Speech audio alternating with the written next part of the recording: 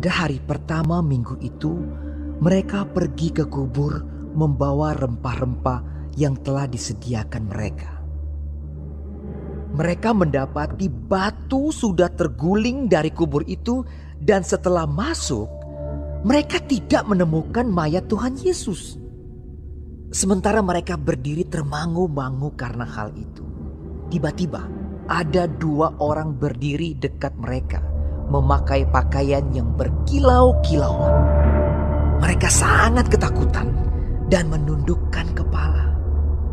Tetapi kedua orang itu berkata kepada mereka, "Mengapa kamu mencari Dia yang hidup di antara orang mati? Ia tidak ada di sini. Ia telah bangkit. Ingatlah apa yang dikatakannya kepada kamu ketika Ia masih di Galilea, yaitu bahwa Anak Manusia harus diserahkan ke tangan orang-orang berdosa dan disalibkan, dan akan bangkit pada hari yang ketiga." Maka teringatlah mereka akan perkataan Yesus itu. Dan setelah mereka kembali dari kubur, mereka menceritakan semuanya itu kepada ke-11 murid dan kepada semua saudara yang lain.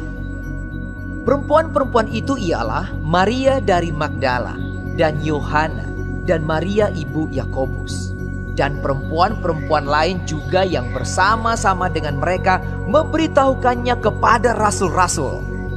Tetapi bagi mereka, perkataan-perkataan itu seakan-akan omong kosong, dan mereka tidak percaya kepada perempuan-perempuan itu. Sungguh pun demikian, Petrus bangun, lalu cepat-cepat pergi ke kubur itu. Ketika ia menjenguk ke dalam, ia melihat hanya kain kapan saja. Lalu ia pergi dan ia bertanya dalam hatinya, apa yang kiranya telah terjadi? Pada hari itu juga 2 orang dari murid-murid Yesus pergi ke sebuah kampung bernama Emmaus yang terletak kira-kira 7 mil jauhnya dari Yerusalem, dan mereka bercakap-cakap tentang segala sesuatu yang telah terjadi. Ketika mereka sedang bercakap-cakap dan bertukar pikiran, datanglah Yesus sendiri mendekati mereka, lalu berjalan bersama-sama dengan mereka. Tetapi ada sesuatu yang menghalangi mata mereka, sehingga mereka tidak dapat mengenal Dia. Yesus berkata kepada mereka, "Apakah yang kamu percakapkan sementara kamu berjalan?" Maka berhentilah mereka dengan muka muram. Seorang dari mereka, namanya Kleopas, menjawabnya, "Adakah engkau satu-satunya orang asing di Yerusalem yang tidak tahu apa yang terjadi di situ pada hari-hari belakangan ini?" Katanya kepada mereka. "Apakah itu?" Jawab mereka, "Apa yang terjadi dengan Yesus orang Nazaret? Dia adalah seorang nabi yang berkuasa dalam pekerjaan dan perkataan di hadapan Allah dan di depan seluruh bangsa kami. Tetapi imam-imam kepala dan pemimpin-pemimpin kami telah menyerahkan Dia untuk dihukum mati, dan mereka telah menyalibkannya. Padahal kami dahulu mengharapkan bahwa Dialah yang datang untuk membebaskan bangsa Israel. Tetapi sementara itu telah lewat 3 hari sejak semuanya itu terjadi. Tetapi beberapa perempuan dari kalangan kami telah mengejutkan kami. Pagi-pagi buta mereka telah pergi ke kubur dan tidak menemukan mayatnya. Lalu mereka datang dengan berita bahwa telah kelihatan kepada mereka malaikat-malaikat yang mengatakan bahwa Ia hidup. Dan beberapa teman kami telah pergi ke kubur itu dan mendapati bahwa memang benar yang dikatakan perempuan-perempuan itu, tetapi dia tidak mereka lihat." Lalu ia berkata kepada mereka, "Hai kamu orang bodoh, betapa lambannya hatimu, sehingga kamu tidak percaya segala sesuatu yang telah dikatakan para nabi. Bukankah Mesias harus menderita semuanya itu untuk masuk ke dalam kemuliaannya?" Lalu ia menjelaskan kepada mereka apa yang tertulis tentang Dia dalam seluruh kitab suci, mulai dari kitab-kitab Musa dan segala kitab nabi-nabi. Mereka mendekati kampung yang mereka tuju, lalu ia berbuat seolah-olah hendak meneruskan perjalanannya. Tetapi mereka sangat mendesaknya. Katanya, "Tinggallah bersama-sama dengan kami, sebab hari telah menjelang malam dan matahari hampir terbenam." lalu masuklah ia untuk tinggal bersama-sama dengan mereka. Waktu ia duduk makan dengan mereka, ia mengambil roti, mengucap berkat, lalu memecah-mecahkannya dan memberikannya kepada mereka. Ketika itu terbukalah mata mereka dan mereka pun mengenal dia, tetapi ia lenyap dari tengah-tengah mereka. Kata mereka seorang kepada yang lain, Bukankah hati kita berkobar-kobar ketika ia berbicara dengan kita di tengah jalan dan ketika ia menerangkan kitab suci kepada kita? Lalu bangunlah mereka dan terus kembali ke Yerusalem. Di situ mereka mendapati ke-11 murid itu.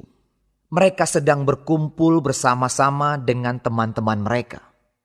Kata mereka itu, Sesungguhnya Tuhan telah bangkit dan telah menampakkan diri kepada Simon. lalu kedua orang itu pun menceritakan apa yang terjadi di tengah jalan dan bagaimana mereka mengenal dia pada waktu ia memecah-mecahkan roti. Dan sementara mereka bercakap-cakap tentang hal-hal itu, Yesus tiba-tiba berdiri di tengah-tengah mereka dan berkata kepada mereka. Damai sejahtera bagi kamu. Mereka terkejut dan takut dan menyangka bahwa mereka melihat hantu. Akan tetapi ia berkata kepada mereka, Mengapa kamu terkejut? Dan apa sebabnya timbul keraguan-raguan di dalam hati kamu? Lihatlah tanganku dan kakiku. Aku sendirilah ini. Rabalah aku dan lihatlah. Karena hantu tidak ada daging dan tulangnya, seperti yang kamu lihat ada padaku. Sambil berkata demikian, ia memperlihatkan tangan dan kakinya kepada mereka. Dan ketika mereka belum percaya karena girangnya dan masih heran, berkatalah ia kepada mereka, Adakah padamu makanan di sini?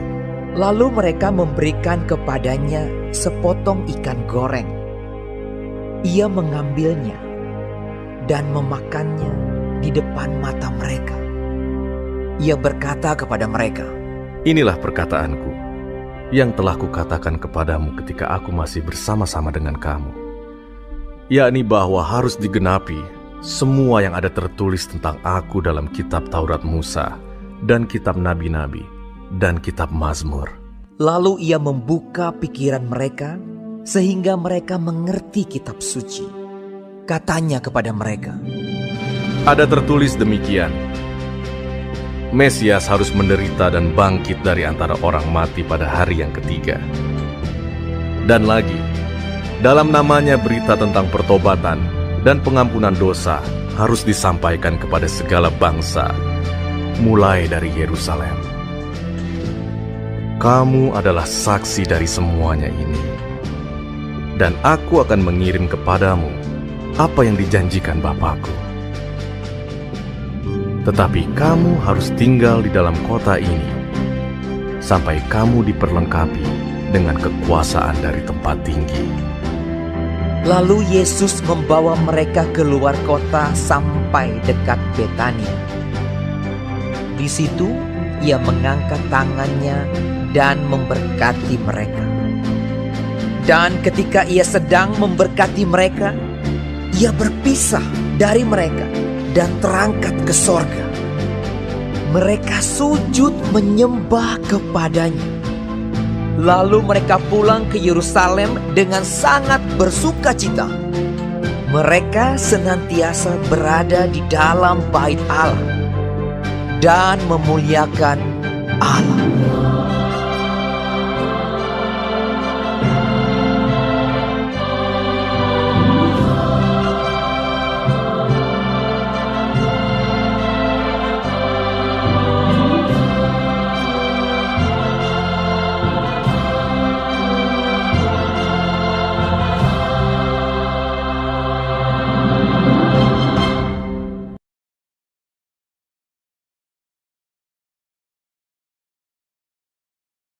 Shalom saudara-saudaraku yang kekasih di dalam Tuhan Yesus Kristus.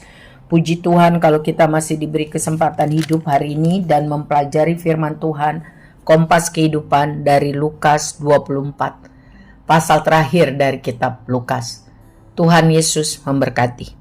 Perikop pertama mengenai kebangkitan Tuhan Yesus. Para perempuan-perempuan pengikut Yesus membawa rempah-rempah ke kubur sebagai tanda kasih dan hormat. Dan dua malaikat muncul bertanya kepada para perempuan itu mengapa mereka mencari orang yang hidup di dalam kubur. Sebab Yesus tidak lagi berada di antara orang mati, ia hidup. Ya, para malaikat itu mengingatkan perempuan-perempuan tersebut bahwa sebelumnya Yesus telah mengatakan berulang-ulang apa yang akan terjadi terhadap dirinya. Di Lukas 9, ya, Lukas 18, ya. Jadi kebangkitan Yesus dari antara orang mati adalah fakta utama dari sejarah kekristenan. Berdasarkan fakta itu, gereja didirikan. Sebab tanpa kebangkitan Kristus tidak ada gereja. Ya, biasa saja. Tetapi kebangkitan Yesus membuktikan bahwa Yesus Kristus adalah Tuhan dan Juru Selamat bagi orang yang mau percaya dan menerimanya. Ya. Tuhan kita adalah Allah yang menjadi manusia. Ia telah mati bagi umatnya. Ia telah bangkit dalam kuasa dan kemuliaannya untuk memerintah selama-lamanya. Peristiwa kebangkitan Tuhan Yesus itu sangat penting, ya, sebab kuasa Allah yang dahsyat bekerja menghancurkan dosa dan menciptakan hidup baru, mempersiapkan orang percaya untuk menghadapi kedatangan Yesus yang kedua sebagai Raja dan Hakim. Peristiwa kebangkitan Yesus itu membuktikan bahwa maut sudah dikalahkan. Sehingga setiap orang yang percaya kepada Yesus Kristus dan hidup taat kehendaknya akan dibangkitkan dari kematian untuk hidup selama-lamanya dengan Kristus di sorga. Peristiwa kebangkitan Kristus juga memberikan kuasa otoritas untuk orang Kristen bersaksi bagi dunia. Ya. Peristiwa kebangkitan Kristus juga menolong kita untuk mengerti bahwa di balik tragedi besar pahit sekalipun, Tuhan turut bekerja untuk mendatangkan kebaikan bagi kita yang sungguh mengasihinya. Apapun yang terjadi bagi orang percaya, asal sungguh-sungguh berjalan hidup bersama Tuhan, maka ada pengharapan untuk masa depan. Sebab Yesus hidup, ada harapan untuk hari esok. Ini membangkitkan iman percaya. Ya. Ini bukan legenda, ini dibuktikan nyata bahwa Yesus hidup. Kuasa Tuhan yang membangkitkan Yesus dari antara orang mati juga tersedia untuk orang percaya supaya bisa hidup kudus di dunia yang jahat ini. Amin, amin, amin. Saudara, selanjutnya Yesus menampakkan diri di jalan ke Emmaus. Dua pengikut Kristus kembali ke Emmaus. Mereka tidak bisa mengerti mengenai kematian dan kebangkitan Kristus. Mereka terlalu fokus kepada kekecewaan dan masalah hidup mereka. Mereka menjauh dari persekutuan orang percaya di Yerusalem. Ya. Mereka menarik diri dari persekutuan itu. Padahal kekuatan menambah iman itu, ya, kalau kita berkumpul memuji Tuhan, menyembah Tuhan bersama-sama, bersekutu dengan orang-orang percaya. Pengikut dari Emmaus ini sebelumnya sangat berharap Yesus menyelamatkan Israel secara politik. Mereka tidak mengerti tujuan Yesus datang ke dunia ini untuk menjadi juru selamat secara rohani, untuk menebus manusia dari perbudakan dosa. Sehingga waktu Yesus mati mereka kehilangan harapan. Mereka tidak mengerti bahwa kematian Yesus adalah pengharapan yang terbesar untuk manusia yang percaya dibebaskan dari perbudakan dosa. Tidak mengerti. Dan pengikut-pengikut ini juga sudah tahu bahwa kubur Yesus telah kosong. Tapi mereka tidak percaya, tidak mengerti. Mereka sangat diliputi oleh kesedihan dan kekecewaan. Walaupun mereka mendengar kesaksian dari para perempuan pengikut Yesus dan juga dari beberapa murid. Dan mereka telah mendengar apa yang dikatakan Yesus dengan peristiwa kebangkitan, tetapi mereka tidak percaya. Mereka fokus kepada kekecewaan dan kesedihan hidup, sehingga mereka menolak atau tidak percaya kepada firman Tuhan dan berita baik.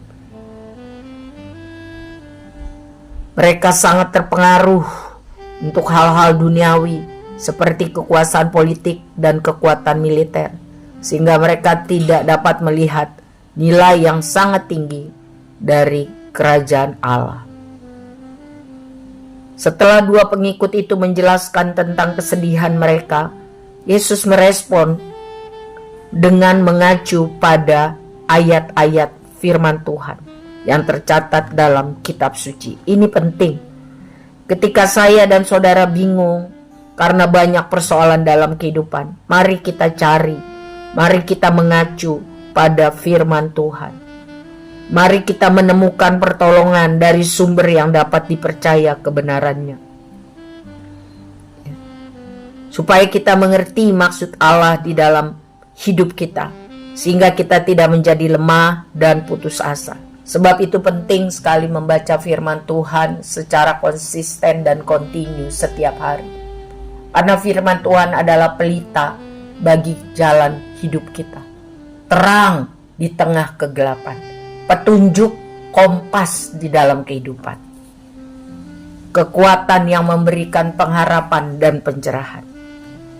Saudara-saudara, jangan lalai untuk membaca firman Tuhan dengan teratur, dengan runtut, dengan konsisten. Selanjutnya mengenai Yesus menampakkan diri kepada semua murid. Kita tahu bahwa Yesus membuka pikiran orang-orang ini untuk mengerti kitab suci. Dan saat ini Yesus sudah di surga, Roh Kuduslah yang melakukan ini. Membuka pikiran orang-orang untuk mengerti kitab suci. Ketika orang mempelajari firman Tuhan dengan antusias dan meminta pengertian dari Roh Kudus, maka Ia akan memberikan pengertian agar kita mengerti, agar wawasan kita bertambah dan kemampuan untuk menerapkan firman Tuhan dalam kehidupan kita ini terjadi. Bukan hanya pendengar, pembaca atau pembicara, tetapi menjadi pelaku-pelaku firman. Lukas menulis kepada orang-orang Kristen yang berbahasa Yunani. Ia ingin agar mereka mengerti benar pesan Kristus tentang kasih, tentang pengampunan Allah, tentang Injil yang harus tersebar ke seluruh dunia. Sebab Tuhan ingin seluruh manusia di dunia mendengar berita sukacita tentang keselamatan yang hanya ada di dalam Yesus Kristus Tuhan kita. Lihat ayat 50, kenaikan Yesus. Para murid berdiri dan menyaksikan Yesus terangkat ke atas dan segera menghilang ke surga. Tetapi para murid tahu pasti bahwa Yesus akan menepati janjinya untuk mengirim Roh Kudus, Roh Penolong yang menyertai mereka. Ya. Sehingga mereka tahu dengan lebih baik, lebih jelas rencana kehendak Tuhan di dalam hidup yang masih diberikan. Dan diberi kuasa untuk menjadi saksi Tuhan yang efektif. Saudara, Lukas menggambarkan Yesus sebagai suatu kehidupan yang sempurna, yang dijalani sesuai dengan rencananya Allah. Mulai dari kecil sebagai anak sampai akhir hidupnya disalib, bangkit, dan naik ke sorga. Lukas yang berlatar belakang Yunani ini tahu bahwa orang Yunani sangat menghargai orang-orang yang bisa menjadi teladan untuk bisa memperbaiki diri. Dan mereka sangat tertarik dengan arti kesempurnaan. Sebab itu, jika ada orang yang ingin mengetahui bagaimana bisa menjalani hidup yang sempurna, mari kita mengarahkan mereka kepada Yesus. Sebab Yesus sempurna. Tuhan menolong kita semua menjadi orang-orang pelaku firman. Tuhan beserta kita. Amin.